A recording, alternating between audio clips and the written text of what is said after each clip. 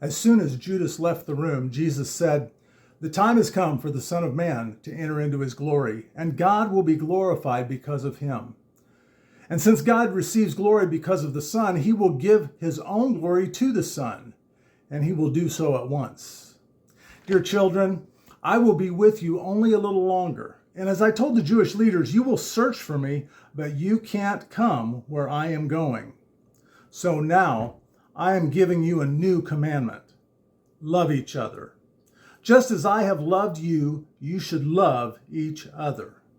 Your love for one another will prove to the world that you are my disciples." Thursday, the Last Supper. Traditionally, the day has come to be known Maundy Thursday. Maundy is believed to be a derivative of a Latin word that means commandment. It's tied to what Jesus says in those verses. "A new commandment I give to you." Now, it wasn't new in the sense that it had never been before delivered. There were other places where Jesus talked about loving your neighbor, and yet there's this twist to this particular teaching that Jesus gives to the idea of love, that there is a special bond, a special connection we need to have as his followers. Truthfully, we haven't done very well with that, have we? Generations of division upon division upon division. I mean, historically, look at the church that we're part of now and realize that it was birthed as part of a movement that was devoted to unity. In the early days of the United States, there were groups of people who were trying to focus on uniting the church under the teachings of the scriptures and seeking to simply follow the scriptures. Well, how well has that gone? Again, division.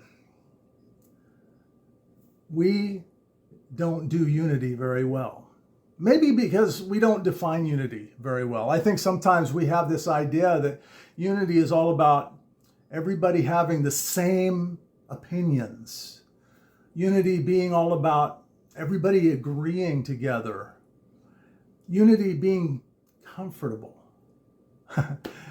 Well, the truth be told, if we're going to love each other, it's going to take place within a context of discomfort. To truly love means that we're surrendering our comfort in order to serve our brother, to serve our sister. How can we do unity better? How can we do love better? Well, that's something that God is going to have to help us with.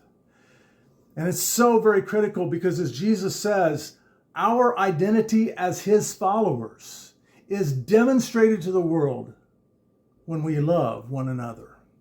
And then when that love is birthed out and expands to encompass others and draw them in. Because truth be told, God wants us to love people the way he loves them. And there is not a single person on the face of the earth that God does not love. This may be the most significant part of our response to the sacrifice that Jesus gave. That we could learn to love the way he loved, with the same willingness to sacrifice. Definitely, we need to pray about that.